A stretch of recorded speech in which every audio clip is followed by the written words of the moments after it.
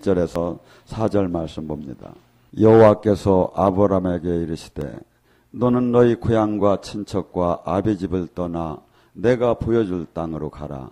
내가 너를 큰 민족을 이루고 내게 복을 주어 내 이름을 창대케 하리니 너는 복이 될지니라. 너를 축복하는 자에게 내게 복을 내리고 너를 저주하는 자에게 내가 저주를 하리니 땅이 모든 족속이 너로 말미암아 복을 얻을 것이니라 하시니라. 이에 아브라함이 여호와의 말씀을 따랐고 롯도 이와 함께 갔으며 아브라함이 하란을 떠날 때 75세였더라. 아멘. 제가 몇 분하고 어제 충주에서 이렇게 상담을 하는데 정말 하나님의 임재나 또한 만남이나 또한 축복 같은 것을 자기네들은 이제 기대를 하지 않는다고 그래요. 너무나 이 교회가 진짜를 만나보지 못했기 때문에 이제 기대도 하지 않고 다닌다는 얘기를 몇 사람이 공통적으로 이렇게 얘기하는 소리를 들었어요. 근데 저는 이렇게 봅니다.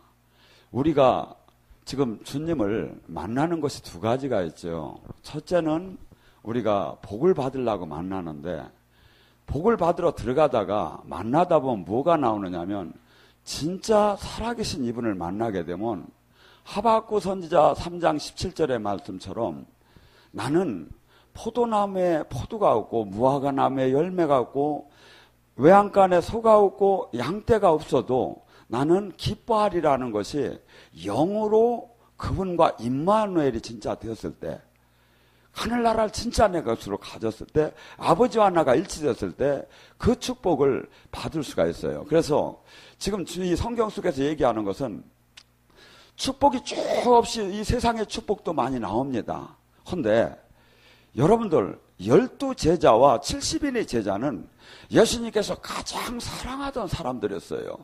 그들을 지금 우리 환경으로 갖다가 환산한다면 그들은 멸문지화를 당한 거예요.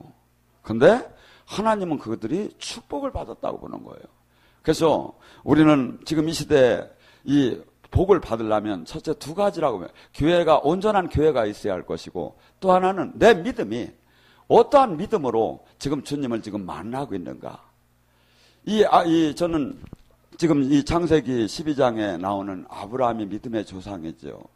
이분서부터 오늘 이 시간에 저는 이 제목을 믿음은 순종이라는 제목을 갖고 같이 은혜를 나눌까 합니다.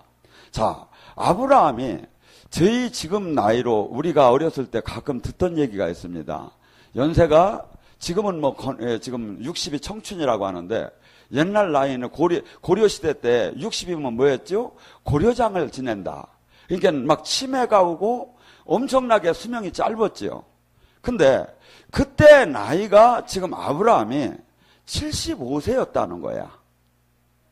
75세에 지금 인생으로 말하면 지금 금이 환양을 해서 고향으로 가서 남은 여생을 지금 살이할 나이에 왜 하나님은 그러니까 하나님이 부르시며 저도 주님의 계속 인도함을 받고 훈련을 받고 있지만 때로는 도저히 이해가 안 가는 때도 많아요. 왜 하나님이 아브라함을 그때는 아브라함이 아니죠. 아브라함을 부를 때 한 태중서부터 부르고 한 10살 때서부터 열심히 저기 해서 그럼 얼마나 많은 일을 많이 했겠습니까? 근데 왜 75세에 인생으로 말하면 다 끊긴 끝나는 그 촛불이 꺼져가는 그 나이에 주님께서는 불러서 또 뭐라고 하지요? 그냥 여기서 열심히 잘하라면 이해가 가요. 근데 뭐라죠? 너는 본토, 친척, 아비집을 떠나. 뭐죠? 너의 모든 끈아풀이 되는 네 육적인 모든 힘이 되는 모든 것을 끊어버리고 새롭게 시작을 하는 거예요. 이게 born again. 이 신학적인 용어로 하면 다시 태어났다 이거죠. 옛 그것을 갖고 육의 그 사람을 갖고는 하늘나라를 유업으로 받을 수도 없고 받으려고 해도 안 된다는 게 하나님의 뜻 아닌가 저는 봐요. 그러면서 아브라함에게 본토 친척 아버지 모든 것을 떠나서 너의 모든 옛 것을 버리고 새롭게 출발을 하라고 합니다. 아브라함은 아멘 하고서니 나갈 때 모든 걸 버리라고 했는데 그 조카 롯을 데려가고 그 다음에 그 하란에서 모은 모든 재산을 바리바리 싸갖고 출발을 합니다. 하나님께서는 당신을 믿고 그냥 모든 것을 버리고 오직 아내만 데리고 가기를 원했는데, 순종은 순종인데 뭐죠? 50% 순종이 됐죠. 성경을 믿는다고 하면서 많은 사람들은 이 말씀은 우리 교단학에 맞지 않아, 이 말씀은 우리 교리에 맞지 않아, 이 말씀은 나의 칼라에 맞지 않아. 성경은 우리의 기분과 우리를 맞춰주는 말씀이 아닙니다. 나를 깨트리고 부숴서 옛사람의 육의 사람을 죽여서 하나님의 자녀를 만드는 우리의 목적이 있는 거지. 그래서 이 아브라함 할아버지가 받기는 받았는데, 근데 받는데도 그의 저기는 온전한 순종이 아니라, 하나님이 갑자기 아니면 바쁘셔서 역사를 못하면 내가 이 돈이로다니 계산하면 되지 하고, 혹시 막 별처럼 자식들을 많이 준다고 했는데 내 나이도 지금 75세니까 만약에 안 주면 롯으로 대치하면 되지. 그 마음이 깔린 상태에서 주님은 복을 줄 수가 없었어요. 그래서 아브라함의 가라고 하는 그곳에 가나안에 가자마자 주님은 테스트를 했죠. 또 주님은 성경에 하나님은 시험하는 하나님 아니라는데 뭔 소리 하느냐고. 테스트는 두 가지가 있어요. 마귀가 주는 테스트는 뭐냐면 이 페이라주라고 해요. 이것은 말을 무너뜨리고 죽이려고 주는 거예요. 근데 하나님이 주는 테스트는 도키마주라고 해가지고, 이것은 뭐냐면 나의 학생들에게 시험을 봐서 성적을 올려주기 위한 시험을 보는 거죠. 그 시험 자체, 목적 자체가 달랐다는 거지. 하나님은 반드시 시험을 지금 뭐랍니까? 창세기 22장 16절에 뭐라고 합니까? 아브라함에게 이삭을 바쳤을 때 내가 누구에게 맹세야? 하나님보다 우리는 어떤 때 답답하면 그럽니다. 하늘을 두고 맹세하지만 내가 거짓말 아니야. 하나님을 두고 맹세하지만 나는 거짓말 아니야. 근데 하나님은 하나님보다 더 높은 분이 없어요. 그러니까 내가 나를 두고 맹세컨대 네가 네 아들 독자를 그렇게 바치는 걸 봤더니 내가 복을 주고 복을 주었다고. 우리는 주님께서 계속해서 테스트를 합니다. 저는 이 테스트를 이기는 사람을 많이 보들 사실은 못했습니다. 지금 이 아브라함 할아버지도 할 말은 많아요. 주님, 제 나이가 몇이었는데 주님 그래서 다 버리고 제 모든 것을 버리고 왔는데 이게 뭡니까? 여기는 막 젖과 꿀이 흐르고 모든 것이 손 대는 대로 들어가도 복을 받고 나가도 복을 받고 앉아도 복을 받고 서서도 복을 받고 성읍에서도 복을 받고 광주에서도 복을 받을 줄 알았더니 기근이 뭡니까? 주님, 나 못 믿겠습니다. 차라리 나를 믿고 사는 게 낫겠습니다. 아마 그렇게 할 수 있어요. 근데 차마 입에 나오는 그 얘기는 아마 못하고 이렇게 보니까 여기 있다가는 하나님 믿다 큰일 나갔으니까 저 애굽으로 내려가자. 거기 가면 먹을 것이 있다니까. 그래서 그가 내려가나 안 내려가나는 주님께서 보셨겠죠. 근데 현실을 하나님을 믿는다는 건 뭡니까? 하나님을 믿는다는 것은 순종이고, 하나님을 믿는다는 것은 모든 주권을 그분한테 맡기는 겁니다. 우리는 주님을 막 섬긴다고 하고 예배를 드리고 그분에게 11조를 하고 그분을 위해서 헌신을 엄청나게 합니다. 새벽 기도도 막 열심히 막 10년 20년도 하는 분도 있습니다. 근데 정작 무슨 삶의 문제가 됐을 때 결정을 할 때는 내 방법대로 하는 것은 하나님을 믿는 사람이 아닙니다.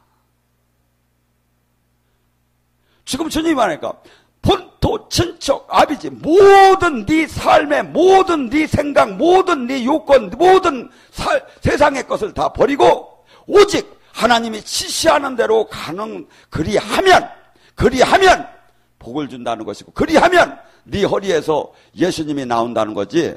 그렇지 않은다면 어떻게 하나님이 복을 주겠습니까? 창세기 12장의 말씀은 또한 우리에게 주님께서 허락하신 말씀입니다. 네가 나를 정작 믿는다면 본토 친척 아비 집을 떠나 이 세상의 모든 살던 그 옛것을 다 버리고 오직 하나님 말씀, 오직 하나님의 지시하는 로마서 8장 14절의 말씀처럼 성령의 인도함을 따는 사람이 되어라. 우리는 지금, 저는 수많은 사람들이 몸부림을 치며 주님의 복을 받기 원하고 몸부림을 치며 영으로 주님을 만나기를 원하는 사람을 많이 봤습니다. 그런데 이 성경은 원칙으로 직접 들어가지 않는다면 이것은 오히려 더 힘들기만 합니다.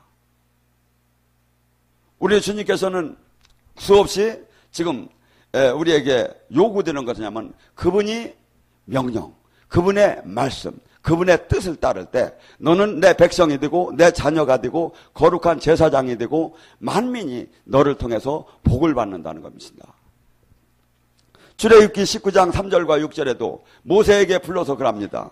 내가 너희들을 홍해 이 애굽에서 어떻게 너희들을 인도했는가를 보라고. 뭘 갖고 인도했습니까? 하나님은 한 번에 장자들을 죽여서 한 번에 유월절을 행사할 수가 있었습니다. 근데 왜 9가지, 10가지 재앙을 왜 부렸다? 바로의 마음을 오히려 강팍하게 헤매서도 그 10가지 재앙을 내렸습니다. 이유는 뭐냐면 세상이 하나님, 야훼 하나님이 창조주이고 그분이만이 이 세상의 집권자인 걸 알게 하려고 그랬다고 합니다. 예수님께서 사도행전 2장 22절에 뭐라고 하죠? 사도 바울은 그럽니다. 이 예수님께서 하나님이 그분을 통해서 기사와 표적을 나타낸 것은 예수님이 여기에 메시아라는 것을 증언하고 있는 것이라고. 하나님은 심심해서 기적을 베푸는 게 아닙니다. 인간이 어떻게 하늘나라가 이해가 됩니까? 홍해가 갈라지고 열재앙인 후 하나님이 하신다는 말씀이 그대로 이루어지는 걸 보면 내가 안 죽어도 천국이 있다는 걸 알 수가 있죠. 하나님이 바람이 지금 안 보여도 낙엽이 날르는 걸 보면 바람이 부는 걸 알 수가 있죠. 하나님께서는 믿지 못할 걸 믿으라고 하는 게 아닙니다. 계속해서 이 세상에 이룰 수 없는 기적과 표적을 통해서 하나님께서는 믿으라고 합니다. 여러분들, 그러면서 하나님이 십계명을 주고 하나님을 사랑하라고 하고 하나님 안에 온전히 거하라고 자꾸 얘기하는데 그걸 그냥 믿으라고 하는 게 아니라 정표를 벼져가며 믿으라고 하는 겁니다. 우리가 연약하기 때문에 우리는 늘 악한 원수마귀는 우리에게 수없이 의심을 갖다 줍니다. 믿음이 올라가면 올라간 만큼 마귀가 더 오는 것 같아요. 여러분, 마가복음 11장 22절과 24절에 뭐라고 얘기합니까? 너희는 하나님을 믿어라. 그리하면 이 산이 들려 바다에 빠지오리라고 명하면 그것이 믿고 믿고 의심치 않을 때 그 일이 이루어질 것이다. 너희들이 구한 것은 다 받은 줄 믿으라고 합니다. 여기에 하나님을 믿으라는 원어를 갖다가 뒤집어 원어로 단위 해석을 하면 하나님의 믿음을 가지라는 겁니다. 예수님의 믿음을 가지라는 거예요. 하나님이 천지를 창조하며 빛이 있어라 하면서 빛이 안 생기면 어떡하나? 궁창은 물은 바다는 생겨라 하면서 안 생기면 어떡하나? 그분이 선포하는 즉시에 천군 천사가 막 한없이 역사하면서 천군이 다 움직이면서 그것이 이루어지는 걸 이분은 일치가 되는 걸 다 알고 계셨던 그 주님의 그 믿음을 우리 또로 가지라는 거예요. 우리는 지금 어떻게 본다면 우리끼리는 대단하게 우리 전도사님, 우리 권사님, 우리 목사님 믿음이 대단하다고 합니다. 근데 주님은 성경은 그렇게 얘기합니다.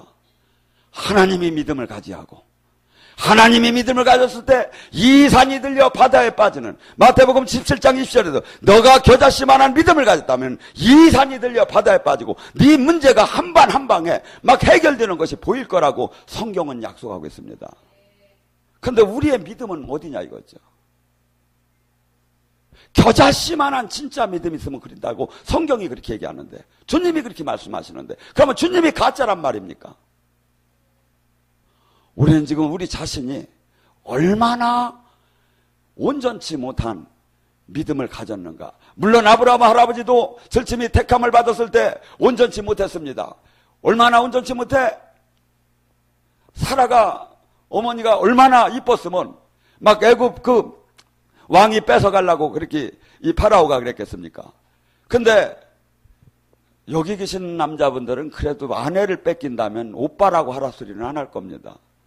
얼마나 째째하고 얼마나 목숨을 걸고 아내를 지키지 않고 오빠라고 하라고 하고서 그냥 돈이나 받아갖고 나오고, 이 분을 갖다가, 그러니까 우리는 모든 하나님이 불었을 때 그 여정 속에서 온전한 사람이 처음부터 있다는 건 아니에요. 근데 하나님이 계신 걸 알았다면, 하나님이 계속해서 내 손을 붙잡고 걸어간다면 나는 계속해서 제자리에 머물지 말고 그리스도의 그 향기가 나오는 사람으로, 생명과 빛이 나오는 사람으로 바뀌어지지 않고 있고 맨날 그 타령의 신앙생활을 한다면 이것은 지금 주님의 복음과 주님의 믿음과 신앙과 맞지 않는다 이거죠. 얼마나 많은 지금 믿음의 사람들이 많습니까? 근데 너무나 이 성경과 불일치가 되는 믿음이야. 이 불일치가 되는 믿음은 아무리 50년, 100년을 믿어도 아무것도 나오질 않습니다.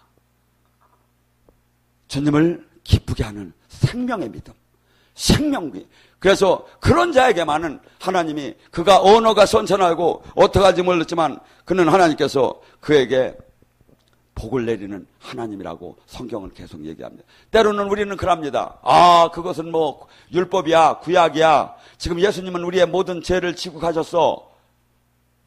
성경은 계속해서 구약 속에서 주님이 내 말을 순종한다면, 네가 내 말을 지킨다면 이러한 복을 준다고 신명기 30장 15절 16절에도 말합니까? 내가 생사화복을 네 앞에 놨으니 네가 택하는 대로, 네가 망할 길을 택하면 내가 망하게 해줄 것이고 네가 살 길을 택하면 수없이 이 말씀의 규정을 탁탁 적어서 얘기를 하는데, 신약에 와서 예수님은 우리가 각인된 게 뭡니까? 예수님이 나의 모든 죄를 지고 가셨어.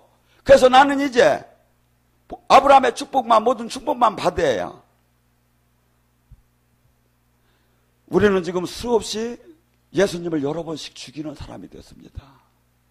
하나님을 정말 만났다면, 히브리서 6장 6절을 그럽니다. 하늘나라를 맛봤다면 더 이상 우리가 육의 삶을 산다면 예수님을 2번 못 받는 자라고. 주님은 율법을 폐하러 온 것이 아니라 완성하러 왔다고. 그분은 그렇기 때문에 어떻게 본다면 구약보다 더 무서운 얘기를 주님은 합니다. 누가복음 14장 26절에 뭐랍니까? 네가 나를 따르려면 뭐라 하죠?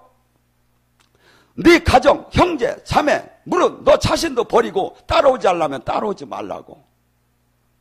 우리는 마태복음 23장에 바리새인 서기관들이 얼마나 많이 그분들이 제사를 열심히 지냈습니까? 예배를 얼마나 많이 잘 봤습니까? 헌데 뭐라고 합니까? 그들 안에는 하나님이 살아계신 것도 알았고, 하나님이 나의 왕인 것, 내가 섬기할 분인 것도 알았어요. 문제는 뭐냐면, 나의 이 삶을 하나님이 근본적으로, 핵심적으로 원하는 그 하나님 자녀가 되는 삶의 길, 마귀의 자녀였던 삶에서 하나님의 자녀가 되고 하늘나라의 영광을 이끌어 유업을 받을 수 있는 그 인격의 변화에 대한 맞추지 않은 거고, 오히려 그것만 갖다 놓고 나머지는 탐욕, 미움, 이 세상 사람들이 하는 그 욕망, 이것을 다 그대로 그냥 갖고 있는 거야. 그걸 가지고 있음에 주여 주님을 사랑합니다, 제가 주님을 믿습니다, 주님은 뻥이다. 뻥이에요. 정말 주님이 나의 왕이라면 언어 하나도 내 마음대로 할 수가 없어요. 생각 하나도 하다가도 아이고 주님이 기뻐하지 않을 거야 하고 얘기하게 되는 것이 주님의 온전한, 주님의 말씀에 순종하는 믿음이에요. 그렇다면 어찌하여 하나님이 그와 함께 하지 않겠느냐 이거죠. 어찌하여 복을 못 받겠느냐 이거죠. 주님께서는 그냥 믿는 순간순간마다 창 하면 문제가 해결되고 막 영이 열리고 막 이렇게 되면 얼마나 좋겠습니까? 근데 주님이 각기 달란트가 다르기 때문에 각자에게 요구하는 게 다릅니다. 근데 문제는 뭐냐면 각자 그 누구에게도 이 아브라함을 불러낼 것처럼 대전의 세상을 버리라는 거, 그리고 온전히 내 말에 순종을 하라는 거. 주님께서 이 땅에 오셔서 많은 사역을 했습니다. 예수님은 그럽니다. 율법보다 어떻게 본다면 더 무서운 얘기를 합니다. 절침이 어떤 자가 복이 있다고 하죠? 마태복음 5장에 팔복을 얘기합니다. 심령이, 우리는 돈이 많은 자가, 아니면 명예가 많은 자가, 아니면 국회의원이 된 자가 복이 있다고 생각하는데, 주님은 그렇게 얘기하지 않고 심령이 가난한 자가 복이 있나니 천국이 저희 것이가 무슨 뜻입니까? 천국을 차지하게 된다는 거죠. 어떤 사람? 심령, 내 영이 갈급하고 내 영이 주님을 찾지 않으면 안 되고, 내 영이 이것이 내가 아니라 주님이 왕이고 주님이 통치자라는 걸 깨닫고, 내가 이렇게 형편없는 것을 깨달았고 가난한 자.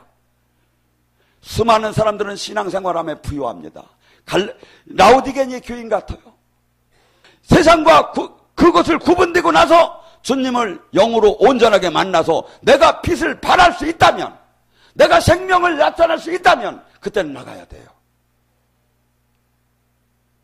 우리는 지금 이 시대에 얼마나 많은 사람들을 지금, 이 사람을 지금 수없이 사람들이 찾는지 몰라요. 여러분들이 그 주인공이 되기를 저는 원해요. 저는 막 할 일이 너무나 많은데, 제가 앞으로 30년을 더 살을까 했더니 욕심도 많다고 그래요. 근데 제가 할 일은 30년 안에도 다 못할 것 같이 할 일이 이렇게 많은데, 하나님 나라 일이 이렇게 많은데 왜들 그렇게 사람들은 몸이 안 다뤄지는가? 저는 의심스러워요. 저는 몸이 다뤄져요. 그래가지고 제 스마트폰을 지금 제 동영상을 몇 사람이 보는가, 하루에도 수백 번씩 어떤 데는 봐요. 옛날에는 제가 학교 다닐 때 연예인 이쁜 여자 윤정이만 이렇게 봤어. 지금은 저의 관심이, 옛 것이 그렇게 귀한 게 그것은 하도 불쌍해 보이고, 그런 사람들이 하늘나라, 하나님의 나라. 여러분들 지금 여러분이나 저나 잠깐 있다가, 조금 있다가 히브리서 9장 27절의 말씀처럼 사람이 죽으면 반드시 제 하나님의 심판대에 반드시 서게끔 됐어요. 이 땅에서 뿌린 만큼, 심은 만큼. 근데 지금 성경에서는 예수님께서는 내가 빛이요, 내가 생명이요, 나는 부활이요 수없이 얘기하는 그것이 나에게 안 나타나고 있다면 나는 누구냐 이거죠. 아직도 돈이 그렇게 사랑스럽고, 아직도 명예와 권력이 그렇게 사랑스럽고, 사랑스럽다는 건 뭐냐면 내가 그만큼 마귀에게 좀 결박을 당했다는 겁니다. 사람은 사랑한다면, 예수님께서 그래서 요한복음 5장 42절에 뭐랍니까? 바리새인 서기관들이 그토록 예배를 많이 하나님을 드리는데 너희는 하나님을 사랑하는 것이 없도다. 너희는 하나님의 음성도 모습도 못 봤다. 사랑하면 모든 관심이 글로 가게 되고, 어떻게 하면 그분이 내가 어느 생각 하나도 그분이 기뻐할까? 우리에게 신명기 6장 5절에 뭐랍니까? 6절과 너희는 마음과 생각과 정성을 다해서 하나님을 사랑하는 겁니다. 우리는, 하나님께서는 우리에게 이 고귀한 그 사랑을 가리켰고, 인간이 마귀의 자녀에서 자기 육체적인 본능만을 위주로 살던 우리에게 영원한 진리의 그 당신의 품성, 당신의 그 인격을 가르쳐주기 시작했습니다. 근데 우리는 그것을 너무나도 교회를 다니는 사람은 잘 알아요. 근데 진짜를 안 한다는 거예요. 사랑은 뭡니까? 저는 어떻게 보면 고린도서 13장에 어찌하면 그렇게 그 바울 사도는 성격이 대단하신 분인데 그 사랑을 그렇게도 잘 알으셨던가? 사랑은 오래 참고 모든 것을 덮어준다고 합니다. 사랑은 자기의 유익을 구하지 않는답니다. 내 삶이 지금 주님을 섬긴다고 하면서 내 이득을 지금 취하고 있다면 나는 사랑하는 자가 아니라 이거죠. 사랑은 온유한 자라, 사랑은 시기하지 않는다고 합니다. 우리 자신이 너무나 내 가슴에 고린도서 13장을 갖다 자루단이 딱 대고 거울에다 딱 대면 내가 얼마나 가짜인가 진짜가 나오기 시작합니다. 저한테 물어볼 필요도 없습니다. 하나님 제가 어때요? 하나님한테 물어볼 필요도 없습니다. 왜? 하나님이 말씀이 하나님이니까. 우리는 지금 이 시대에 하나님이 이 사람을 찾고 있고 이 일꾼을 찾고 있고, 또 나아가서 우리는 이 사람이 돼야만이 복을 받습니다. 영원한 생명을 받고 이 땅에서도 온전한 형통함의 축복이, 주님이 이 안에, 네가 내 안에, 내가 네 안에 포도나무의 가지처럼 하나가 된 자는 무엇이든지 구하라. 그리하면 이루어지리라. 우리는 지금 이 수준 얕은 그냥 하나의 종교인으로 머물지 말고 주님이 얘기하시는 것은 뭐지요? 부부, 하나, 한 몸. 예수님과 우리가 한 몸처럼. 그래서 우리는 예수님 뭐랍니까? 우리는 돌감람나무에서 참감람나무로 적붙임을. 나 하나는 온전한 자기 하나의 생명도 자기 하나의 그 진리도 찾지 못하는 우리에게 예수님의 이 말씀이 이 보배로운 질그릇이 이분을 담았기에 이제는 우리는 뭐냐? 참감람나무. 그래서 여기에서 뭐가 나와야? 생명이 나와야 해요. 로마서 8장 9절은 그럽니다. 11절과 그리스도를 영을 갖지 않은 자는 그리스도인이 아니라 그리스도의 그 영은 어떤 영이다? 그 영은 부활의 영이다. 하나님께서 예수님을 죽음에서 살리신 것처럼 너희 또한 그 영이 오게 되면 네 삶에 대해서 네가 모든 것이 죽음에서 소생하는 그 힘이 나올 것이다. 내가 가난에서도 회복이 되고 병마에서도 회복이 되고 영적 문둥병에서도 회복이 되고 모든 것이 그러고 모든 삶이 모든 생각이 다 생명으로 회복되는 마음이 나오지 않으면 가짜라 이거죠. 우리는 많은 사람들에게 막 칭찬만을 받고 싶습니다. 아니에요. 우리는 주님 앞에서 이 말씀 앞에서 말씀이 거울 앞에서 나 자신이 보이고 그렇게 하면서 나는 지금 얼마나 주님의 지금 온전한 주님 말씀 안에 못 들어가고 그냥 은혜로 살고 있고 내가 가야 할 길은 무엇인가 해서 보이지 않는다면 그 사람은 주님의 온전한 이 복음의 그 생명의 뜻 안에 들어간 것이 아니라 종교인으로 머무는 것입니다. 종교인에게는 생명이 안 나옵니다. 종교인에게는 주님의 인격적인 만남이 없습니다. 그러나 정말 어린이처럼 이 말씀을 논리를 달지 않고 아멘이로 받은 자는 무조건 만나게 됐어요. 그리고 주님께서 많은 사람들에게 이 끝까지 이 길을 오는 자가 적다는 거 수없이 얘기를 해요. 내 길은 좁고 협소하다고. 만약에 지금 우리끼리 이야기하는 신앙으로 댕겨나면 내 길은 넓고 몇십억이 올 수 있는 넓게 완전히 열린 길이라고 이렇게 얘기하셔야 돼요. 내 길은 좁고 협소하고 온원이가 적다고. 다 떨어져 나가는 거예요. 오다가 다 떨어져 나가는 거고 다 그냥 종교인과 신앙으로 머무는 거야. 주님은 우리에게 그렇게 하라고 핏값을 주고 생명을 내거주신 게 아닙니다. 하나님의 자녀답게 온전하게 바뀌라고. 저는 가끔 이 말씀이 생각납니다. 주님이 한 영혼이 천하보다 귀하다는 것을 알지 못하느냐. 그 영혼이 도대체 누구냐 이거죠. 예수님을 팔아먹은 유다가 한 영혼이 천하보다 귀하다고 여러분 생각합니까? 아니죠. 그는 주님이 그럽니다. 네가 다 차라리 태어나지 않았으면 좋을 뻔했다고. 한 영혼이 천하보다 낫다는 건 뭐냐면 온전히 육의 사람이 다 버려지고 주님이 향기와 생명과 빛이 나타나는 통로로 살아가는 갈라디아서 2장 1절 나는 죽었고 내 안에 사시니가 그리스도라고 하는 것. 그 사람들로 저는 하는 얘기가 아닌가 생각합니다. 우리 모두가 주님이 보시기에 천하보다 더 귀한 그러한 인정을 받고 나아가서 이 세상 끝날 때 영원한 하늘나라를 유업으로 받는 그 복을 받고